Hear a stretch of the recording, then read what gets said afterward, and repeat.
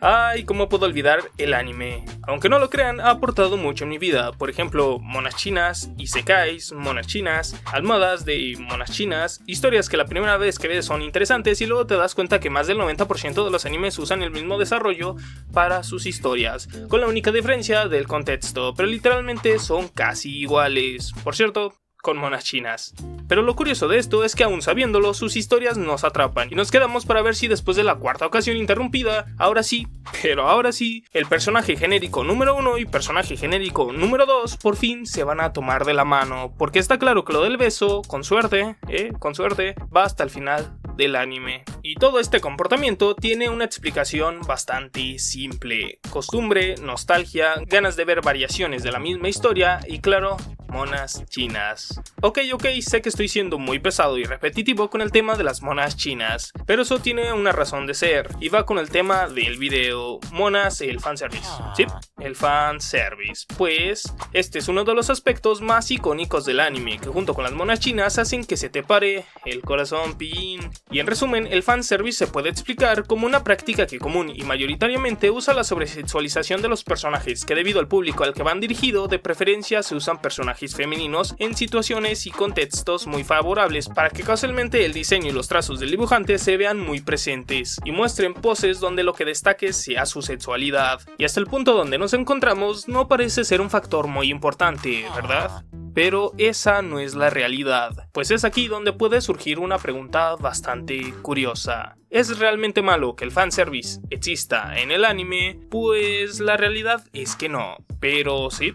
ya que como todo en la vida puede existir fanservice de calidad y coherente con la trama, a la vez que cumpla con todos los caprichos del usuario, pero lamentablemente este no suele ser el caso en la gran mayoría de los animes, pues es muchísimo más rápido y barato mostrar el fanservice con fórmulas y escenas ya establecidas que crear una forma de introducir este aspecto que tenga sentido para su trama. Por ello provoca que este tipo de escenas termine quedando de una manera irrealista e innecesaria, pero sobre todo haga sentir a la audiencia que la trama se pausa simplemente para mostrar 2 segundos de píxeles, porque 3 segundos más y los espectadores se ponen a reflexionar de la vida. Y para nuestra fortuna hay un ejemplo de un anime que expresa en su máximo punto el fanservice al que me refiero, y es My Dress Up Darling, un anime que pone en primer lugar el desarrollo de situaciones para mostrar escenas eróticas, dejando de lado el desarrollo de una historia tan siquiera entretenida. Y claro que este anime fue diseñado totalmente para llamar la atención y ciertamente no por su historia, pero el verdadero problema surge cuando casi todos los animes siguen esta corriente, pues repito, lo hacen para poder destacar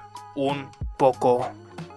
La competencia y el fanservice. Está claro que, con el paso del tiempo, las técnicas para animar se han hecho cada vez más baratas y por ende el desarrollo de un anime también, lo que indudablemente ha generado una mayor competencia en un sector ya muy competido, que año con año se ha incrementado de una manera increíble. Por ello, el que su anime destaque sobre el resto es muy importante para las productoras japonesas, esto con el fin claramente de poder generar ingresos al vender mangas y diferentes licencias de sus productos, lo que termina generando que utilicen, exageren y sobreexploten recursos como el fanservice, haciéndolo aún más normal. Lo curioso es que este aspecto se asemeja bastante a las adicciones, pues con la generalización del fanservice por parte de la gran mayoría de los animes y traspasando cualquier género, la dosis de la sexualización tiene que ser cada vez mayor, cosa que cumplen al meter unas escenas aún más sexualizadas hasta el punto de que roce lo irrealista para así poder satisfacer ese morbo del usuario, ya que la competencia hará lo mismo y quizá sea aún peor. Entrando en el siguiente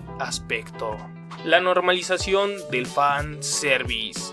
Un aspecto peculiar pero importante del fanservice es que no se limita a situaciones o personajes específicos, pues este puede llegar a contener una gran variedad de personajes, humanos, semi-humanos o monstruos, de diferentes edades y tamaños, en cualquier contexto imaginable, para así satisfacer hasta los más oscuros caprichos y fetiches de las personas, y esto puede incluir situaciones lo bastante cuestionables, con personajes lo suficientemente jóvenes que al enterarnos de ello puede que más de uno llegue a levantar alguna ceja, porque el resto ya lo ve bastante normal. Y es aquí cuando se abre el debate de la realidad y la ficción, porque si bien la gran mayoría del anime no es apto para niños, la verdad es que una gran cantidad de ellos lo consume con bastante frecuencia, que a lo largo de los años puede acarrear problemas de comportamiento y normalización de aspectos que en el anime son exagerados y que este normaliza, lo que puede provocar problemas para separar la realidad de la ficción en edades cada vez más susceptibles. Un ejemplo de ello son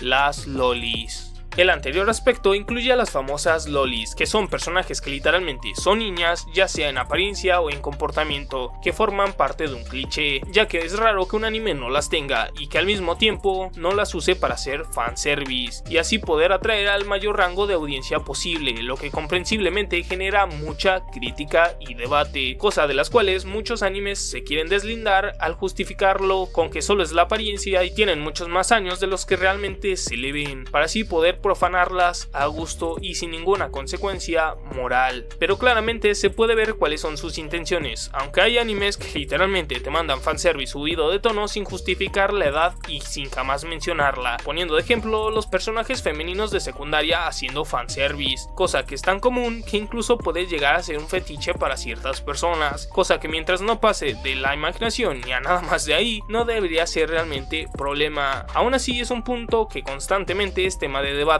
contra la inclusión de las lolis en los animes, haciendo que nos planteemos si este tipo de contenido realmente está bien. Lo que sí sé, y es cierto, es que el anime afecta a nuestra forma de pensar, pero ¿es realmente lo único que lo hace o son otros factores aparte que junto con este hace que hagamos o no ciertos actos, y que si al cancelar las lolis realmente se mermará su influencia que este tipo de contenido tiene en la sociedad, o si simplemente aquellas personas que son adictas o les interesa este tipo de contenido de una manera no muy sana simplemente encontrarán otra forma de verlo. Además que al cancelarlo abriría una posibilidad para cancelar todo tipo de contenido como la violencia, el heroísmo y muchos otros tipos de contenido que ciertamente limitarían las historias que un autor quiera o pueda mostrarnos y que sí valgan la pena de ver. Conclusión: si bien es discutible que al final del día el anime es una fantasía y que realmente este no exista, no debemos de obviar que es muy importante tener en cuenta el contenido que vemos, que quieras o no, influye en nuestros gustos, límites o costumbres. Por ello es importante formar y tener un criterio propio. Conclusión de la conclusión: pinches autores perturbados, no importa qué factores metan en la obra siempre y cuando aporten a la trama y tenga sentido de incluir, y no solamente los metan por meter.